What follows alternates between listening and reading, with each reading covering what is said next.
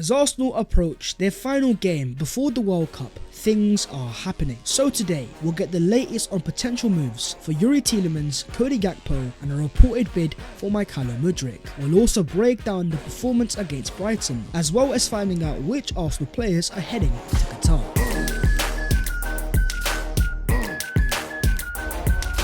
Yo, what is going on guys? My name is Babs14 and welcome back to your boys channel. I hope you are doing amazing and we have so much to break down today. So as per, smash a like if you enjoy the content and also subscribe to the channel if you are new. And I do want to say a gargantuan shout out to you guys for 125k. But let's start off with the breakdown of Arsenal versus Brighton, as up against a very changed Arsenal team. Despite Nketiah scoring the first, goals from Welbeck, Matoma and Lamptey gave Brighton a 3-1 victory. I would love to break down the game and where it went wrong for Arsenal, but unfortunately the game was not televised anywhere in the world. And I have to just say, in 2022, big old Arsenal Football Club, the Emirates is full with the finest equipment, the cameras and everything to broadcast the games. And if the TVs weren't going to show it, then I think Arsenal should have taken responsibility and shown the game themselves. But a defeat it was, the first at the Emirates Stadium this season, and Mykhaylo says losing is disappointing, but the way the boys tried and played and the amount of changes we had to make because of the congestion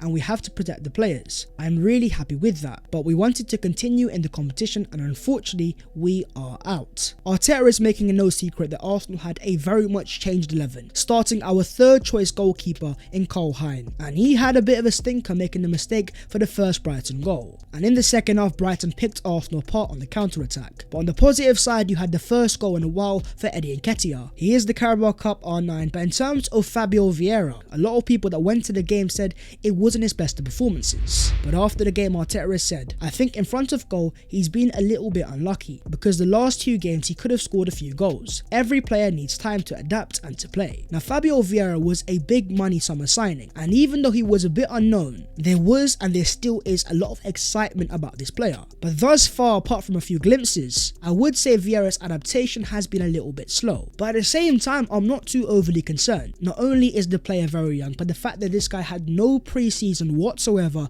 unfortunately down to injuries. The signs are definitely there, and I think now that we have that break for the World Cup, this could be Fabio Vieira's pre-season, where he's got time to develop under Mykhaylo, and then post the World Cup when Arsenal have games coming thick and fast, big games in Europe and the Premier League, alongside the returning Emile Smith-Rowe. I think him and Vieira are going to play a massive part in the second half of the season. But Arsenal aren't the only London club that have been knocked out, as Fulham, Chelsea, Crystal Palace, Tottenham Hotspur, Brentford and West Ham, every single other London club have also been knocked out of the Carabao Cup. And ultimately, when trophies are there, of course Arsenal fans are going to be disappointed. But at the same time, we have bigger fish to fry, the Premier League, the Europa League, and if Arsenal can focus on those competitions, then ultimately speaking, I don't think being out of the Carabao Cup is the end of the world. But as Mykhaylo says, we know that we have certain injuries, and the squad is very short. We try to manage that in the best possible situation. It's the same when we win, so no excuses. But a lot of options are open in January. Loud and clearly for the people at the back,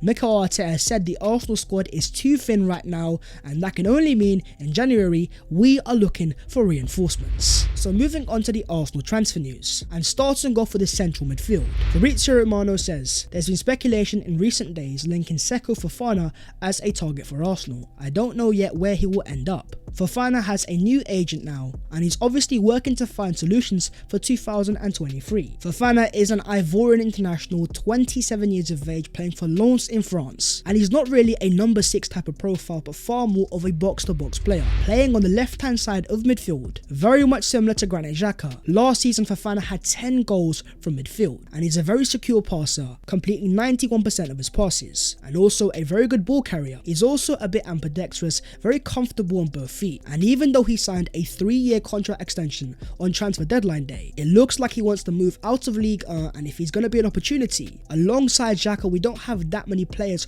on the left-hand side of midfield. So for me, if Seko Fofana is available, then I think he could be a very decent option. According to reports in Belgium, Arsenal have an agreement with Youri Tielemans to sign him on a free next season. Now the source itself is very hit and miss, but at the same time it is not out of the world of possibilities that a player that Arsenal want to sign and have wanted to sign, who is available on a free transfer, could agree a pre-contract at the Emirates Stadium. And I think that would be an amazing signing, but at the same time, if Arsenal are serious about making it a title charge this season, if Tielemans is the player they want to sign, then would they fast forward that transfer, sign Tielemans on a cut price deal in January, or sign him on a free transfer in the summer? If you were in charge of the Arsenal transfers, comment down below, what would you do? According to reports in Spain, Arsenal are reportedly interested in signing Villarreal winger Samuel Chukwueze. Aston Villa and Everton are also interested in the 23-year-old. Left-footed right-hand side player, Nigerian international, and a player that has insane numbers in terms of dribbling, completing 3.44 dribbles per 90. He's very direct, very tricky and very fast, but at the same time in terms of goal scoring or assisting,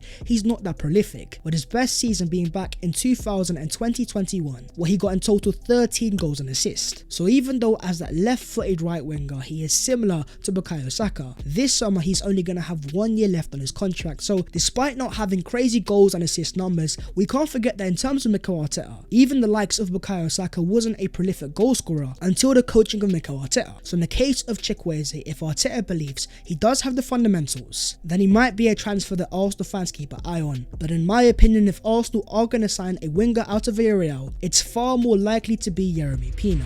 According to reports, Arsenal have made Mykhaylo Mudryk their top transfer target, with Fabrizio Romano confirming that Arsenal are working on signing the player. Today, my friends, we have some breaking news coming out of Italy, as according to Mirko Di Natale, Arsenal are serious about Mykhaylo Mudryk and have made an official offer worth 60 million euros, and Shakhtar are reflecting on the offer. Now this comes from a fairly reliable Juventus source who confirmed that Juve also want the player, but that Arsenal are the team advancing, with Calcio Mercato also reporting the Gunners have been working for months on the purchase of Mudryk, and now the negotiations could enter the decisive phase. The figure is around £52 million, not too far away from Shakhtar's price tag. Now this was definitely an RKO out of nowhere, and of course until the likes of Fabrizio Romano and David Ornstein also confirm it, I think it's fair to be a little bit skeptical. But at the same time, Arsenal have had positive negotiations on the player's side. He's definitely a player that Mikel Arteta desires, and it may be a very expensive price tag, but as reporter Dean Jones says, we think 65 million euros is traditionally a lot of money in football, but is actually becoming a very reasonable figure in the transfer market for players with a high ceiling. And Mudryk certainly fits the bill, especially under the coaching of Mikel Arteta. You look at what he's done with Bukayo Saka and Gabriel Martinelli. With the raw pace and talent of a Mykhaylo Mudryk, I think the potential could be scary. But talking of wide forwards, let's talk Cody Gakpo, as Graham Bailey says that Arsenal are looking around Europe for attacking options, and 90 Min understands Arsenal are one of the hosts of Premier League clubs who attended the Ajax vs PSV game at the weekend, and sources believe that Cody Gakpo was one of the players they were watching, and in that game Gakpo got an assist as PSV won 2-1, and that's now 9 goals and 12 assists in the Eredivisie this season. When you produce those level of numbers, of course a massive club like Arsenal are going to be interested. But here's where things become even more interesting. According to Dutch source Telegraph, PSV cannot reject bids of over 30 million euros for Cody Gakpo in January, as they need to make a big sale urgently to stop their season becoming a financial failure. PSV are in urgent need of money, so as important as a player as Gakpo is, if the right offer arrives in the January transfer window, PSV are more than open to a sale. So my friends, let's have a little debate down below in the comments. 60 million euros for Mykhaylo Mudryk or 30 million euros for Cody Gakpo, who would you rather sign? According to Gianluca Di Marzio, Juventus are very keen on signing Nuno Tavares from Arsenal. Currently on loan at Marseille and starting week in week out, he did have an amazing start there, but since then his performances have plateaued. But Tavares is still a player with fantastic potential, and if Juve see that, I do believe that in terms of the Serie A, Tavares could be very suited. And with Arsenal having Kieran Tierney and Alexander Zinchenko, if the right offer was to arrive after a full season with Marseille, Arsenal could demand a pretty decent price tag, and I think we can have a little bit of fun with Juventus, who over the years have taken quite a few of our targets, Manuel Locatelli, Dusan Vlahovic. If you guys want Nuno Tavares, then maybe we can negotiate a bit of a swap deal.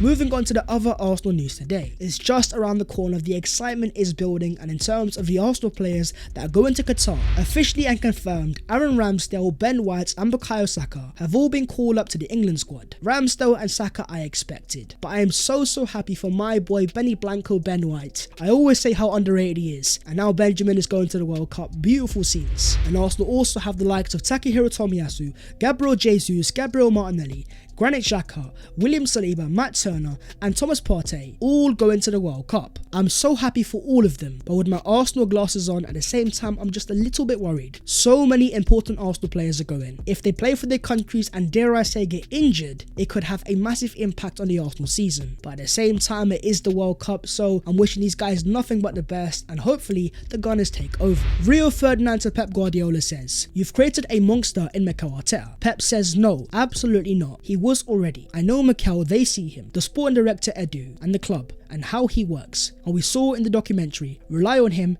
it's a process. Pep has been a massive fan of Arteta for a very long time, and I mean there's a reason why after he retired at the Emirates, Mykhaylo Arteta got a job straight away under Pep Guardiola, and as he says there, the board see it, and that's the reason why, despite of the obvious flaws at the start and the highs and lows, they've always backed the process and they've always believed in Mykhaylo Arteta, hence why there was never even a whisper of Arteta being sacked. And you know what, as fans that have been so critical of the Arsenal board over the past few years, in the occasion of Mykhaylo Arteta, I have to say so far the process is working out and we can see on the pitch the process is starting to pay off. But in terms of Arsenal, we now only have one game left before the World Cup, Wolves away this Saturday, and it's been officially confirmed that Stuart Atwell has been appointed as the referee with Mike Dean on VAR. Stuart Atwell is the guy that managed Arsenal's first game of 2022, the game against Man City at the Emirates Stadium, a refereeing performance that caused so much outrage after. He is now taking charge of another Arsenal game, and so as Arsenal fans, hopefully Mr. Atwell has improved. But more importantly for the Gunners, this is a massive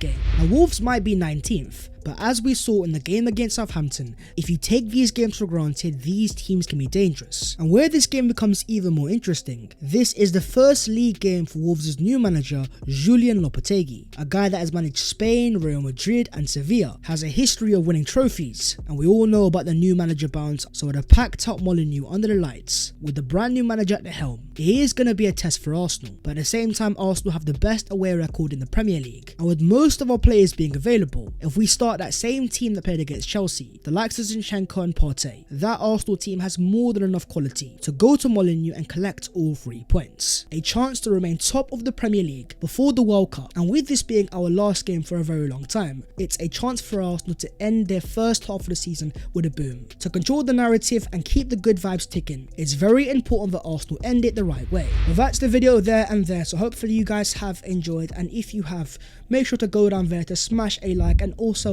subscribe to the channel if you are new. If you want to follow your boy on all of the social medias, then the links are down below in the description. But that was all of today's latest Arsenal news, and a massive game this Saturday, a chance to end it on a statement. Arsenal, it's over to you.